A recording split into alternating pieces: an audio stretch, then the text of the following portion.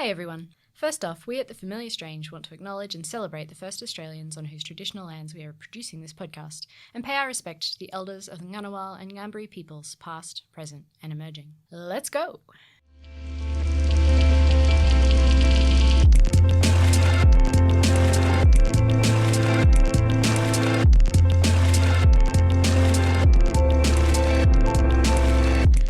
Welcome to The Familiar Strange. I am Jodie-Lee Trembath, your familiar stranger for today. Welcome to the podcast, brought to you with support from the Australian Anthropological Society, the Australian National University's College of Asia and the Pacific, and the College of Arts and Social Sciences, coming to you today from the Australian Centre for the Public Awareness of Science, and produced in collaboration with the American Anthropological Association.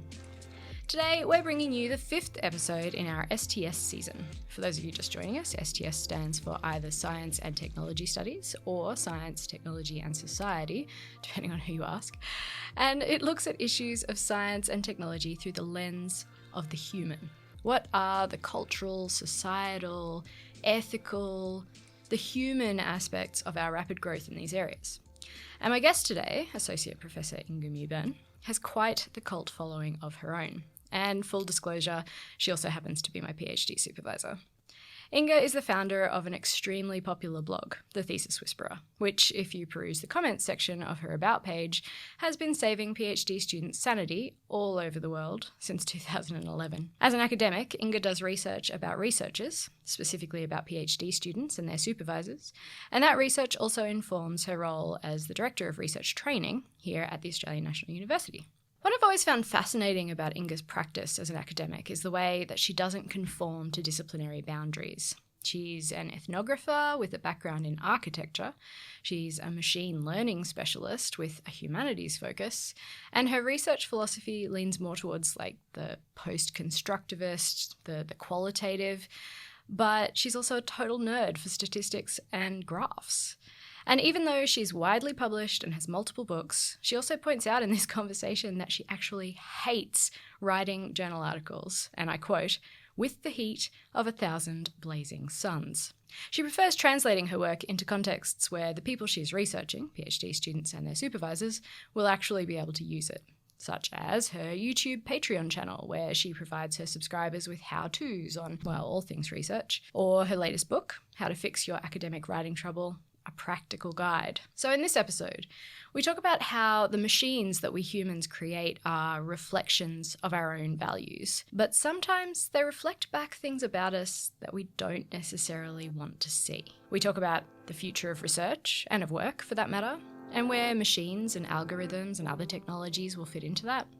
And we always come back to the value of traversing boundaries and challenging accepted wisdom. So here it is, me and Inga Mewburn talking robot reflections, researching researchers, and welcoming our robot overlords.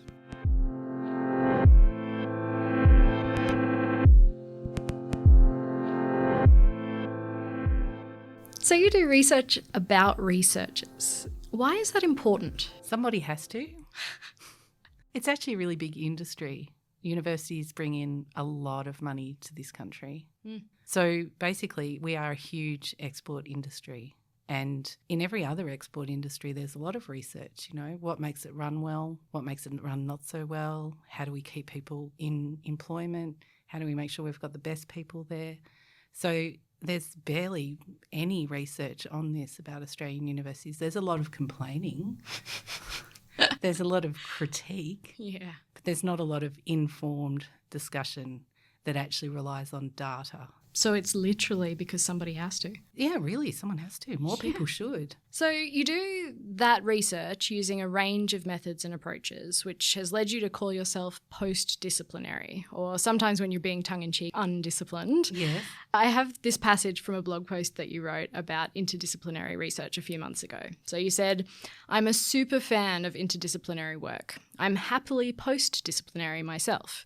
My PhD was interdisciplinary and my current job is transdisciplinary." So being a post-disciplinary researcher who uses ethnography but also uses lots of other methods as well, what do ethnographic methods give you that other methods don't? It answers different types of questions. So lately I've been doing machine learning, as you know, which is investigating text. But when I did earlier work in research education, I was very interested, for example, in the problem or the opportunity or the phenomena, I should say, of whinging. You would find many, many sources of that in a university, Yeah. And if you look at whinging, why do we do it? And more to the point, why do we feel so good when we do it? Because we wouldn't do it if it didn't feel so good. Having a good complaint is really fantastic and you come away from a coffee just feeling great. It's cathartic. Totally. I cathart on it a lot. I mean, lots of us do. And that and gossip are kind of the lifeblood of the university. If we couldn't gossip and we couldn't whinge. Of the workplace, I would argue. Yeah, it just wouldn't function. So I was really interested in whinging because I witnessed one colleague tell off a group of PhD students for having a culture of complaint. And I'd just finished my PhD at the time and it just didn't ring right to me. First of all, really judgy. And secondly, it just didn't seem to provide a complete explanation. I think that's when I turned to ethnography. So ethnography is just a really considered look at what's right in front of your face, but familiar strange, right? As soon as you slow things down, start to take things apart, you notice things that in the moment just pass you by. And through doing that about whinging, as just one example where I've used it, what I was able to see was that there's structure to whinging. It follows a Troubles Talk script, which is Gail Jefferson's work. And you can see that script in action and you can see different iterations of that script. And if you look at what that script achieves, then what it achieves is closeness. So the people bond. People do bond because when you share a trouble with someone, one script is to share a similar trouble. And that's really non-judgy way of responding to troubles because the judgy way is, oh, here's your trouble, you should do X. And we know plenty of people do that. And we all know how annoying it is when all you've wanted to say is, let off some steam. So sharing another trouble is a way to say, hey, I'm with you. I experience the same things. I empathise. I understand you. But it's also, as a social script, a way of learning from other people's experience. So if you have a whinge, someone else has a whinge back, and then they tell you maybe what they did, then that's an opportunity for you to learn maybe a social strategy that might work. So for me, that actually makes a much more satisfying description of whinging than calling it a culture of complaint, which is a critical theory way of looking at it, naming it, and then finding all the instances of how it conforms to that name. Rather than that, you go to the first principles and say, well, what's it achieving? What's happening? What are people doing? So that's what really appeals to me about ethnography. I would do more of it if it wasn't so time-consuming and expensive. Yeah, well, that's the rub, isn't it? Putting money aside, what do you think ethnography doesn't do? Why use other methods and not use ethnography? I don't actually think humans have the capacity to follow the conversations in front of them, the rapidity of that conversation and the interaction. It's very hard for humans to do. I also think sometimes, and it depends on where the aim of the research is, if the research is aimed at, say, changing management's opinion, ethnography is not very good at that. Why? It's often perceived as weak, partial, biased. It's not mathematical. It's not seen as rational. It doesn't sit well on a page. If you've got to summarise it, you can't put it in a graph.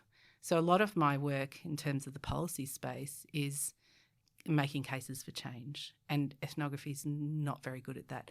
It's good at providing an explanation of why something's happening, but then if you want to go the next step and make a case for change, then you've got to often switch to other methods. So I often start with ethnography. So you used an ethnographic approach in your PhD and particularly used video ethnography.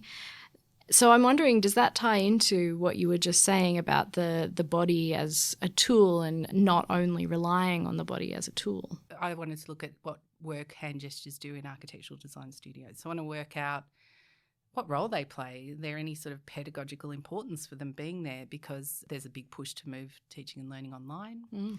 And architects are always unhappy with teaching and learning online. They're making all sorts of arguments back to management about why they can't do it, but those arguments were not underpinned by any evidence. So I set out to look at that. If normal ethnography is sort of just looking at the world and taking it in and analysing it, video ethnography is like having a microscope to do that. Because you can take, with digital technology, you can film an interaction and you can slow it down to frame by frame by frame. And in that slowing down, the intricacy of the gesture patterns was revealed. If we watch it at normal speed, you can't see the beauty of that. And if you then looked at the speech alongside the gesture, you could see the gesture was expressing the speech in a completely other mode that you just don't see at normal speed. You'd see things like the way that people interacted with computer screens, right? So in architecture, it's very important to sort of have a concept of a 3D object that somehow protrudes from a 2D page. And that's what gesture does. It enables you to be able to construct a little virtual tabletop object on top of a flat representation. And for the listeners, Inga's actually doing this right now. She's gesturing exactly, building up So what was interesting about that is that happened on the flat. But when we slowed it down, we could also see people pulling things out of computer screens, holding them up to each other, manipulating them with their fingers and then putting them back inside the computer. Really? Yeah. Putting them back? Putting them back. They always put them back. They were very tidy. That is very tidy. Yeah. Architects are very tidy. Very tidies. That's pretty fascinating. Yeah. It was endlessly fascinating. It was like I was torn between fascination and anxiety through my whole PhD. That sounds familiar. Most people are. Would you say then that, could you put an architecture design course online? Yes, if you manage to have a virtual object that two people could touch and see each other touch. And the problem with most online learning and teaching is it focuses on the face. And the cameras that we have embedded in our screens just aim at the face. You can't turn, I'm just looking at your laptop now, the more that you tilt that screen towards the keyboard in order to perhaps capture your hands, the more that you'll likely turn your computer off during that interaction. Yep. So the materiality of it is set up profoundly wrongly. And so I was able to make that argument. And actually people have used my thesis ever since to fight the online design studio. But it's totally possible for it to be done. Yeah, okay. Going back to what you were saying before then about trying to use ethnographic findings to make change, what other research has been brought in alongside your research in that area then to build that case? Or is it not? No, it hasn't really. And I think perhaps the stories that I was able to tell out of that and the stories that my colleagues can tell with that work probably is sufficient. So it's probably one I could just talk to you about exactly what I did with the lid on your laptop. You immediately see the practical impossibilities of that. So as soon as they can say that, then they say, people are like, oh, we don't want to solve that technical, concrete, actual real-world problem, therefore discussion over, carry on. So maybe it doesn't need more because it can point to a single use case and make sort of judgments about practical constraints, whereas I think you've got to prove the extent to which those ideas are held. You've got to prove, that you have evacuated every idea that is being held about that. There's a slightly more scalable kind of issue there. I think it probably is scale. When you need scale, then you need to move to some other mode, but we don't need scale. No, not for that question. Yeah. So it always all comes down to question. Yeah. But it is good to link it in a chain. I think it's it means that you can always do a little bit of it. Yeah. Because it's the fun stuff. Absolutely. So although you do research about researchers, you don't only do the typical things with that research, which, typically would be publishing in journals. Your research goes to a lot of different places and gets translated in a lot of different ways. Can you talk us through some of the other things that your research gets translated into and the other work it does? I hate writing academic papers. Do you? I hate it with the heat of 1,000 blazing suns. So I just hate it. It's not that I can't do them. I find the format really boring and really stifling, so the actual writing process is dull. I find the circulation of them to not be circulating to the people that they actually affect. In my case, my work helps supervisors and students most of the time. They don't read research on research journals. So the first move I made in that was starting the Thesis Whisperer blog, and that was a way for me to translate my research into the public domain in a digestible format in which it's sort of like a newspaper people would want to read and then they can take it on or not. And it's also a chance for me to translate other colleagues' research, with due attribution so that their research just didn't sit on the shelf, because I was doing the research on research gig at the same time as a PhD student. So I sort of watched myself stagger through the swamps from the helicopter and was trying to yell down with a loud hailer, stop doing that. So I had this weird kind of double existence of knowing exactly why I wasn't succeeding at what I was trying to do. So I got to feel the feeling of that and understand how important the feeling was. Did that help? A lot. In fact, that's probably totally informs the Thesis Whisperer, is acknowledging those feelings, explaining them, placing them, putting the rational explanations against the feelings and helping people come to their own conclusions about that. So the blog was really important. Also just providing a space for PhD students to speak about their own experience, because I don't own all of it or know all of it. So the blog was the first instance and for a long time the really primary way that I translated my research, and it's so absorbing and there is so much work behind the scenes on it. It's crazy.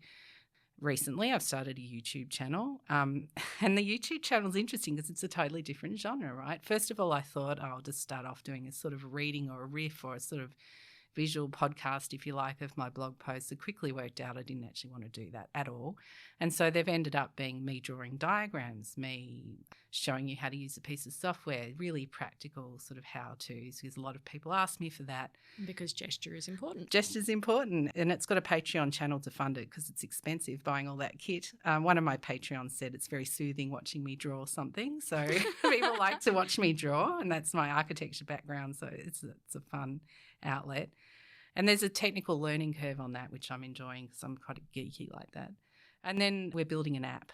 So part of our research has been to explore what do employers want from PhD students. So it started off from my colleague Rachel Pitt's research, where she did some interviews with employers, and all types of employers are PhD students, right? So industry, health professionals and universities. And she found out that pretty much employers were very happy with PhD student graduates, but the people who weren't happy were universities, which is bizarre because we design the training, we enrol people in it, we teach them, and then we examine it. And then when we hire the products of all this work, we're not happy. So that started us on this whole journey of what the hell are we even doing here, people?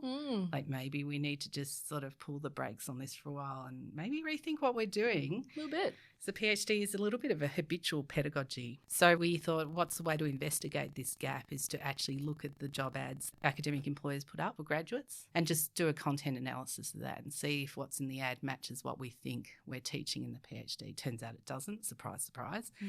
Pretty much you can see in those job ads, teamwork is a huge thing. Well, the PhD is solitary. Communication is really huge.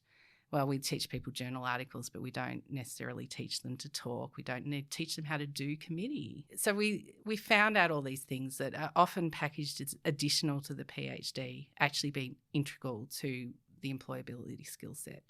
Teaching obviously being another thing.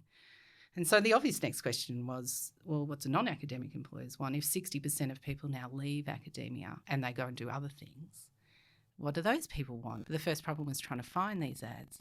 So when you type in PhD into something like Seek, all you see is academic jobs. Now, we've worked out why that is now because we've actually analysed the ads. So we built a machine learning model. And in that machine learning model, we programmed the ideal PhD graduate. So we had a series of what's called a coding schema. So we had a series of statements, which I can't share with you because they're commercial in confidence. But my favourite one of the 11 or so is experty. Very Nothing official else worked, sounding. but the machine understood experty. Right. So experty is, that person that you come to because they know stuff in an organisation. There's an expertiness. So we coded that. We took those descriptions, we applied them to the text, and we taught the machine what a PhD-shaped job looks like.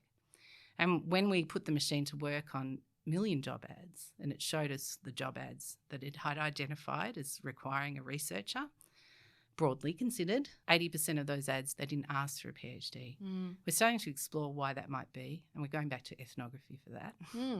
So we've just identified this huge gap. And so we had this algorithm. That's a pretty cool thing to have an algorithm like that. Yeah. And then we wanted to keep developing the algorithm, but we didn't have any money. And Because universities.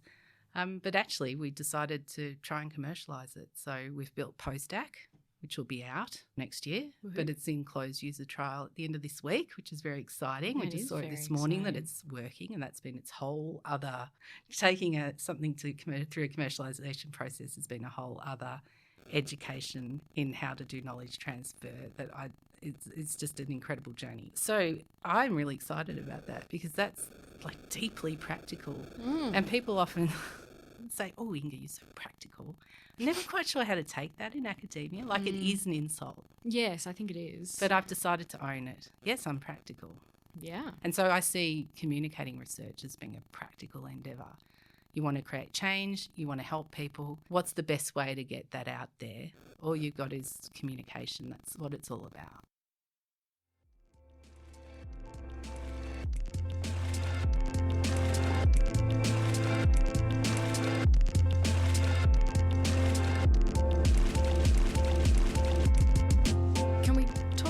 More about machine learning. I think a lot of the time when people hear the word machine learning, they either imagine R2-D2 being trained to get them coffee, or on the flip side of the coin, they imagine kind of drones or cyborgs with fiery red eyes who are going to take over the world because they've gotten smarter than the humans.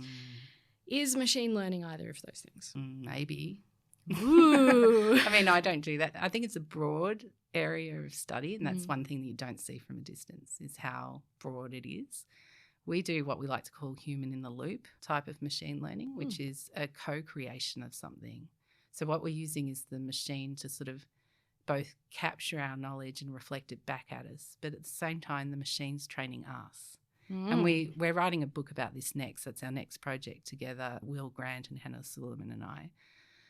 Is to sort of talk about the fact that when a social scientist or an anthropologist or anyone for that matter who's looking to collaborate with a machine, it's a collaboration. They shape you, you shape them.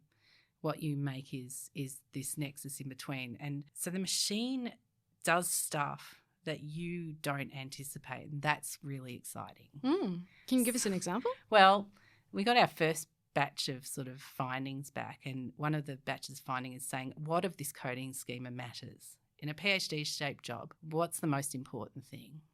Well, the most important thing that came back was ability to work autonomously and attention to detail. We had projected that it would be expertiness and something around creativity that I can't tell you because it's commercial in confidence, but we thought it would be, you know, ability to surf with the currents of knowledge and, you know, make knowledge, not knowing what the outcome is, and all the things we tell ourselves we are as researchers. But actually in these ads, what they want is your attention to detail and your ability to do it and do it well without much oversight. So to be very autonomous. I rang up Will when I got this and I said, the machine should be wrong. This is wrong, Will. We've made a mistake here. Something. He's like, yeah, I agree with you. And then, you know, half an hour he rings me back. He goes, so I've talked to Janie, who's his wife, who's a psychologist, and Janie laughed. And Janie said, yeah, of course, you think you're all that, right? So you think you're experty and creative and, like, cool. That's what you think you are. What you are is a kind of a pedant. Oh.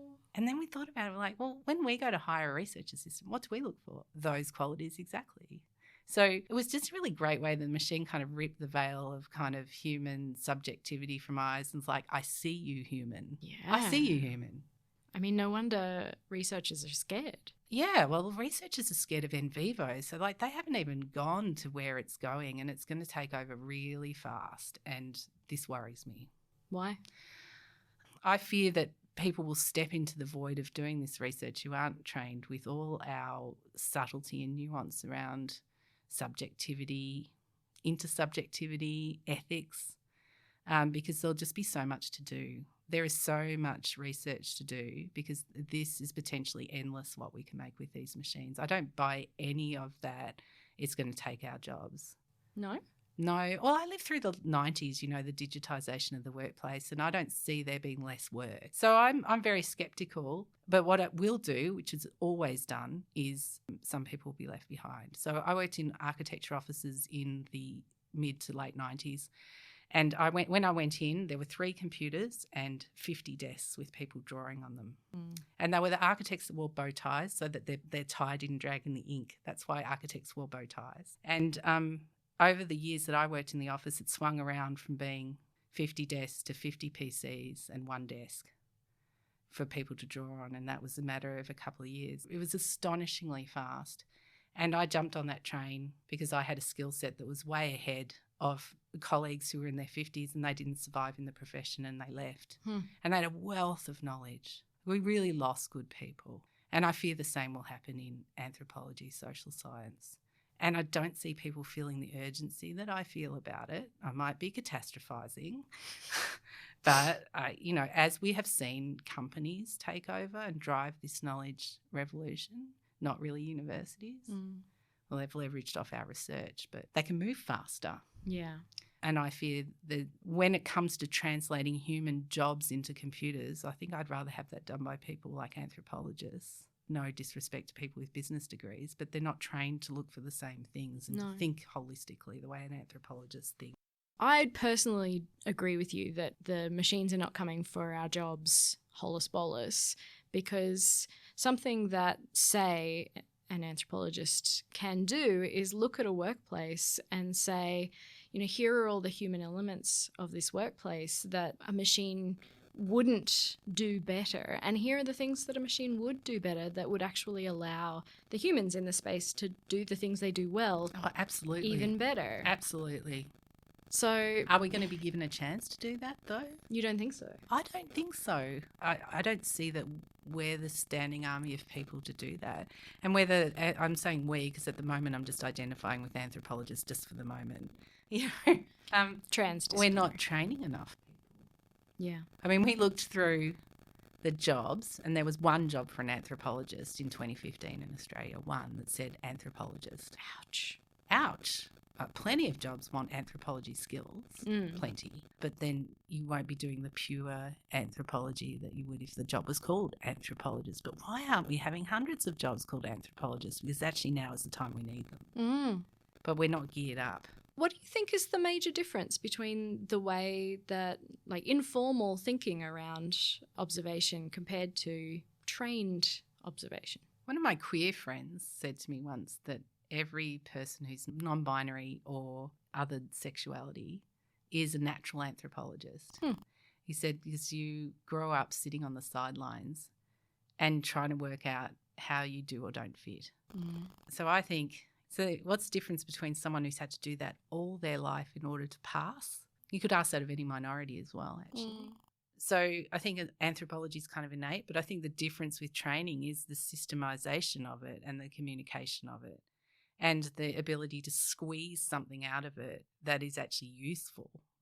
All of us can be anthropologists in order to observe the world around us and make better decisions. But only an anthropologist does that in a structured way. How do you see machine learning impacting? Well, I think we can make really terrible machines, scary. Well, consider medicine, medical anthropology, right? So machines, my colleague Hannah Suleiman works in machine learning in health a lot of the time. Machines can look at, say, a whole lot of your test results and spot your risk factor for something, or they can spot your chance of surviving given a certain kind of treatment and say, well, actually, it's not worth it. So if a machine like that's embedded where it's up front and you can see it, and you can say, well, actually, bugger you, machine, we're giving this person the cancer treatment because it will prolong their life to some extent and say goodbye to their loved ones. But what if that's not visible? What if it just sits behind deciding what drugs get dispensed or not, and you don't see the basis of that decision-making in action? That decision-making is invisible to you. Yeah. Like an anthropologist would think, what's the effect on the community? What's the kinship networks? What's the broader society impact of not giving this person another 3-6 months? That's how an anthropologist would think. Can a machine be trained to think Absolutely about those can. things? Yeah, but they are just reflections of ourselves. They're not totally reflections though. It's like I was saying, they're kind of like another species because they don't have that emotional lens on themselves. That's why it was showing us things about ourselves that we didn't want to see. In the case of me and Will, we didn't want to think about ourselves as just pedants who gets things done. We wanted to think ourselves as really creative, So it showed us that actually that's not how to see yourself. Can we talk about your software that observes what you're doing on your computer? What's it called? Timing. Oh, my God, Timing is the best software. You should see Inga right now. Like she's almost blushing. Excited. She's got a crush on her software. Yeah, I've got a crush on. Yeah, I've got a crush on it. Yeah, okay. So, okay, Timing is a software for Mac specifically. Yes. That observes what you do on your computer all day and then analyzes, it puts it into categories for you of, say, now you're doing administration, now you're doing research. Yep. Do you get any say over? You can override it. Right, yeah. And then at the end of the day, it'll tell you how you've spent your time. It'll give you a billion graphs on it. Yeah. Right. Okay. So you're excited about this. Maybe start by telling me why. It's enabled me to achieve some semblance of work-life balance, which has been absolutely instrumental to my mental health over the last 6 months. I've really reached burnout point last year at about October in retrospect. And part of that was the constant guilt you feel as an academic that you're not doing enough. And it's partly a Protestant work ethic of I haven't got my hands dirty today, I don't feel exhausted, my back doesn't hurt, therefore I should keep going. But I'm a proud union member. And so in the end, I was sort of like, you've paid for this many hours. Plus, I want to do all these things like a YouTube channel. Like I'm now the convener of the Ally Net, the academic convener of the Ally Network here on campus. That won't fit in my workload. Thank you. That won't fit in my workload, therefore it's volunteer. So if I've got excess capacity past 35 hours a week, perhaps I should decide where to spend that next 7 hours that I'm happy to work. So I've worked out I'm happy to work about 42 hours a week. More than that, I feel really tired. And Timing's enabled me to see that. Yeah, right. It's given me the data. Again, it's reflected back on yourself, just like the machine reflected back at myself that I wasn't as creative. My value wasn't necessarily in how creative and cool I was. Timing has really been the come to Jesus moment about how long things actually take to do. And then the endless requests you get for, please write us a book chapter. I know how long that takes now. I look at my diary and I go, can't do it. And the things that I like doing, I think they take half as long as they take. Things I don't like doing, I overestimate by 3/4.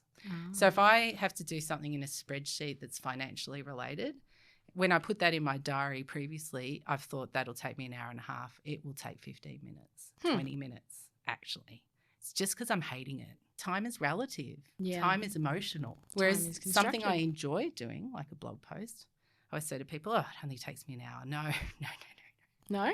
No, it's about 3. Right. Yeah, if I'm honest with myself. That makes me feel so much better. Mine definitely take a long time. Yeah, there's a lot of tidying to do. There's a lot of rereading. There's a lot, I can bang it out in an hour. But to the finished product, if I want it to be beautiful, it's 3.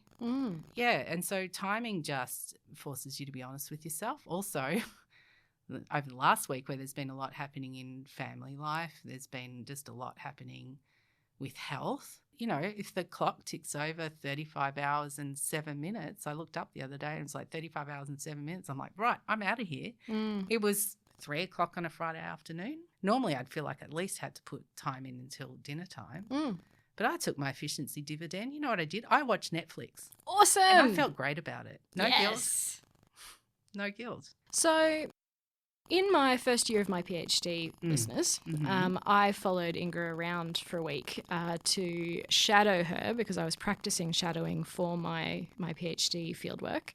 And I made notes about everything she did. And so what I'm wondering is, how is it different to have me following you around making notes about what you're doing and noting the time that you're doing everything and telling you at the end of the day, here's all of the meetings you had and this is what you said, and giving you that reflection back on yourself? How is it different to being observed by timing? Yeah. Well, I have to be nice to you. That's true. So one other piece of machine software I'm very fond of is Grammarly. Right. And I got onto that by my sister who did her master's and used it. And she said that the great thing about Grammarly is I can yell at it. I yell at Grammarly all the time. I get what she's saying. Like, Grammarly, what are you thinking? Are you on crack? Complaining I feels good. Probably not say that to a PhD student. Probably I believe best. Some supervisors do, but I'm not that kind of supervisor. I'm very pleased by that. But that in itself, that little exercise you did was really illuminating. It scared me. Oh, yeah? Yeah, when I saw, especially the multitasking that I was doing, especially there was one moment you wrote about where I was following my son's progress home from school on Find My Friends on my iPhone and simultaneously appearing to listen to something in a committee, and you thought I wasn't paying attention, and then you realised I was because I was able to speak up Yeah, somebody asked you a question and without even like switching apps, you answered the question like with so much detail, and you were obviously completely engaged in the conversation that was going on, as well as completely engaged with what you were doing on your phone. Yeah, that sort of split attention. That's what I mean about not being present. So the technology enables you to not be present. And be present simultaneously. Be present in multiple places, you know, but that's why I call it the fog. It's okay to do that analysis. Actually, we should all do that analysis, I think. That's why I'm such a super fan of timing, because it's not in the cloud. It's completely owned by you on your computer. It's private. You don't have to share it with anybody, although you will be surprised what it does to a HR person when you put a graph down on the table. This is how I spend my time. So one of the things that my manager and I were trying to nut out was, you know, how much of my load should be teaching, and she proposed a figure of 50%, which I was horrified. But I was able to walk into the next meeting a couple of months later with the time graph and go, you know, actually you're right. I spend 50% of my time on teaching. My promotion stuff should reflect how much time I spend on this. Because I don't, you know, I might punch above my weight in research, which I do, but I shouldn't be asked to carry that in 20% of my time when 50% of my time is actually allocated to teaching. I should be judged on what I achieve there. So it seems like another example of the machine reflecting something back to you that you didn't necessarily want to hear, but you eventually realised was probably accurate. Yeah. That's why I welcome our robot overlords if they are programmed correctly. By us. By us. Yes, indeed. All right. Can I ask one more question? You can. So in your ideal world, what might the future of research look like? I would love PhDs to not be a solo endeavour. Really? Yeah. How would that work? I don't know. But I would love that you come in and you're not just judged solely on your work, you're judged for your contribution to a team. And you work on big, big problems that require more than one person to answer. Wicked problems, and that you really feel engaged with making a difference, and that you've got time in that to do that sort of practical knowledge translation that I'm talking about. And so that then you can see, do I become an academic? Do I make Netflix? Do I go into government? Do I do these other things? Because you can take on those kinds of projects, those outside projects. You could work across the creek with a computer scientist together and you'd learn incredibly valuable things. I think we're still really stuck in this monastic model of me in my office/cell and the next person in their office/cell, and we don't really talk to each other. People around, in fact, people have studied this, the people around you inside your department are not likely to be the people you work with or interact with. People interact with people over email in a global community, and your closest colleague might be across the world because they're the one who have the same nerdy interests that align. So why aren't we bringing that into research? And if we started off the PhD like that, what a different university we'd become. Yeah. I think it would profoundly change the dynamic of the university. Start being more collective, not being monks. Yeah. I never wanted to be a monk. Did you ever want to be a monk? Though someone does do your laundry, there is that. I would love that. Yeah, maybe I do want to be a monk. Makes your dinner, does your laundry, sweeps your floor. On that excellent note, I think we'll end it there. Inga, thank you so much for being with us today. It's been fun.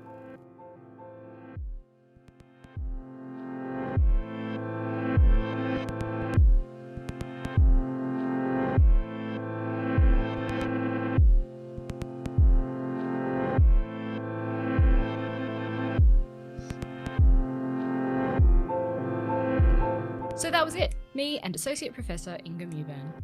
Today's episode was produced by me, Jodie-Lee Trembath, with help from the other familiar strangers, Dr. Julia Brown, Simon Theobald, and our newest familiar stranger, Kylie Dolan.